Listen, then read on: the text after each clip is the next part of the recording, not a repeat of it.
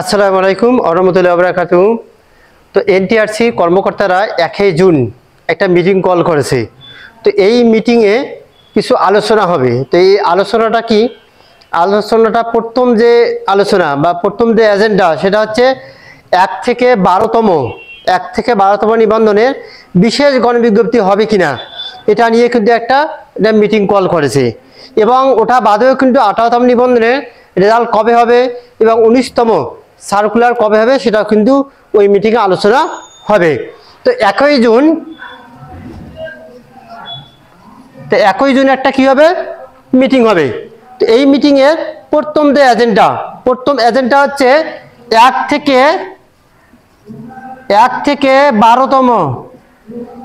12তম যে নিবন্ধনধারী আছে এদের নিয়ে একটা আলোচনা হবে। তো এদের বিষয়টা হচ্ছে গণবিজ্ঞপ্তি হবে কিনা, যে আসলে এদের জন্য একটা বিশেষ গণবিজ্ঞপ্তি একটা আলোচনা হতে পারে। তো এরা দীর্ঘদিন ধরে কিন্তু আন্দোলন করতেছে 1 থেকে 12তম নিবন্ধনধারীরা। সর্বশেষ তাদের যে আন্দোলন 18তম নিবন্ধনে ভাইবা চলাকালীন সময় তারা কিন্তু প্রশাসন সহ এনটিআরসি চেয়ারম্যানের সাথে কিন্তু যোগাযোগ করেছে এবং সরাসরি এদের প্রতিনিধিরা কিন্তু কথা বলেছে। এবং এনটিআরসি এর যে চেয়ারম্যান উনি কিন্তু যেহেতু প্রশাসন ছিল ওখানে, উনি কিন্তু কথা দিয়েছে যে আপনাদের জন্য কিছু একটা করা হবে। এখন এই কিছুটা করা হতে গেলে তো কিন্তু বিশেষ গণবিজ্ঞপ্তি কিন্তু দিতে হবে। এখন এই বিশেষ গণবিজ্ঞপ্তি যদি 1 থেকে 12তমদের জন্য হয় কি হবে? বিশেষ গণবিজ্ঞপ্তি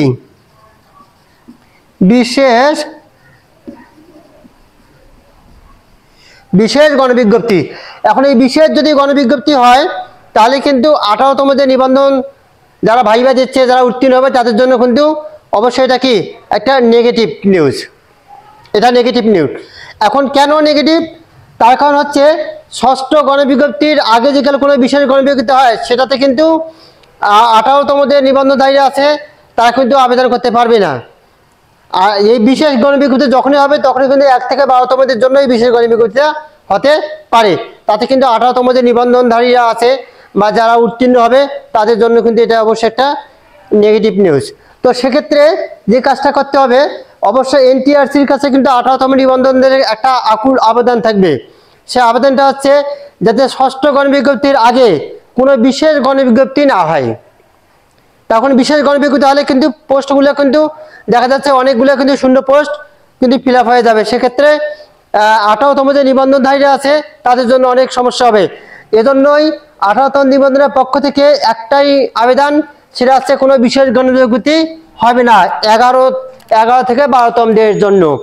এখন যদি বিশেষ গণবিজ্ঞপ্তি যেকাল দিতে চায় তাহলে অবশ্যই ষষ্ঠ গণবিজ্ঞপ্তির পরেই বিশেষ গণবিজ্ঞপ্তি যেকাল দেয় ওরা দিতে পারে, কিন্তু ষষ্ঠ গণবিজ্ঞপ্তির আগে কোনো বিশেষ গণবিজ্ঞপ্তি কিন্তু কাম্য নয়। এরপর এখানে কিন্তু এইটা আছে মূল এজেন্ডা। তো এইটা 1 জুন বিকাল 4টার সময় এটা অনুষ্ঠিত হবে। 3টার সময় ছিল, কিন্তু 1 জুন বিকাল 4টার সময় এই মিটিংটা কিন্তু অনুষ্ঠিত হবে। এটা কিন্তু 31 জুনের পর, তার মানে এখানে অবশ্যই অন্যান্য বিষয় কিন্তু আলোচনা হবে। তো এটা আলোচনার প্রথম এজেন্ডা। এটা আলোচনার পর দেখা যাচ্ছে যে 1 থেকে 12তম যে নিবন্ধনধারীদের প্রতিনিধিরা আছে তারা কিন্তু এই আলোচনায় কিন্তু অংশগ্রহণ করবে। তাদের প্রতিনিধিরা যাবে এই আলোচনায় কিন্তু তারা অংশগ্রহণ করবে। এরপর পরে এজেন্ডাটা হবে 19তম যে সার্কুলার। এই 19তম সার্কুলারটা কবে হবে? এই 19তম সার্কুলারটা তারা কবে দেবে এটাও কিন্তু এই 1 জুন কিন্তু এটাও নিয়েও কিন্তু আলোচনা হবে। এটা বাদেও কিন্তু এটাও এজেন্ডার মধ্যে থাকবে। তো 19তম সার্কুলারটা কবে হতে পারে এটাও কিন্তু ওই এজেন্ডার মধ্যে থাকবে। তো 19তম সার্কুলারটা বেশ এখানে কিছু পরীক্ষার দেখা যায় সিস্টেমটা একটু চেঞ্জ করতে পারে। তো চেঞ্জ করার জন্য কিন্তু একটা প্রাথমিক একটা আলোচনা হয়েছে।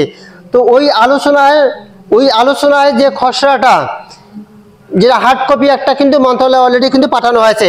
এখন এই মন্ত্রণালয়ে পাঠানোর পর কিন্তু মন্ত্রণালয় একটা অনুমোদন দেবে। এই অনুমোদন পেতে প্রায় 2 মাসের মতো লাগতে পারে। তো আমরা এই 2 মাস পর তাহলে দেখা যাচ্ছে জুন জুলাই শেষের দিক সার্কুলার প্রকাশ হতে পারে। এরপর এখানে আরেকটা বিষয় আলোচনা হবে যেটা মোস্ট ইম্পর্টেন্ট, সেটা হচ্ছে 18তম নিবন্ধনের রেজাল্ট।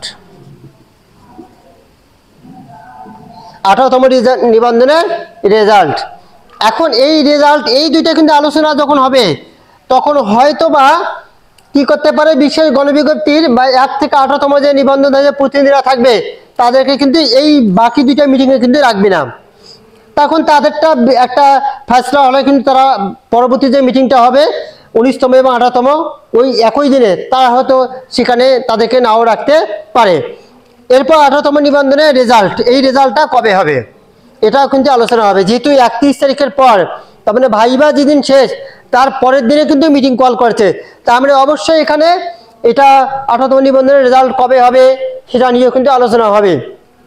এখন ওদের যদি কাল সব কাজ ওকে থাকে, যদি যতগুলো কাজ আছে সব কাজ যেগুলো ওকে থাকে, তাহলে দেখা যাচ্ছে 4 তারিখের মধ্যে ওরা কি রেজাল্টটা প্রকাশ করতে পারে।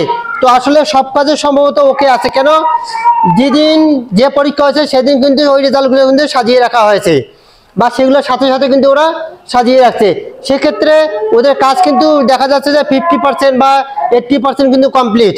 তো সেক্ষেত্রে ওরা চাইলে কিন্তু 4 তারিখের আগে, 4 তারিখের মধ্যে কিন্তু রেজাল্টটা পাবলিশ করতে পারে। এরপর এখানে আরেকটা বিষয়, সেটা হচ্ছে ষষ্ঠ গণবিজ্ঞপ্তি। এই ষষ্ঠ গণবিজ্ঞপ্তিটা কবে হবে, তার মানে রেজাল্ট পাবলিশের একটা আলোচনা হলে সেখানে ষষ্ঠ গণবিজ্ঞপ্তি কবে দেবে সেটাও কিন্তু একটা আলোচনা হবে। যেহেতু এখানে একটা বিশেষ গণবিজ্ঞপ্তি নিয়ে কিন্তু আলোচনা হবে, তো সেক্ষেত্রে ষষ্ঠ গণবিজ্ঞপ্তি নিয়ে কিন্তু একটা আলোচনা হবে। তো এটা কবে হবে সেটাও কিন্তু বোঝা যাবে 1 তারিখের পর, আর রেজাল্টটা পরে কবে হবে সেটাও কিন্তু বোঝা যাবে 1 তারিখের পর।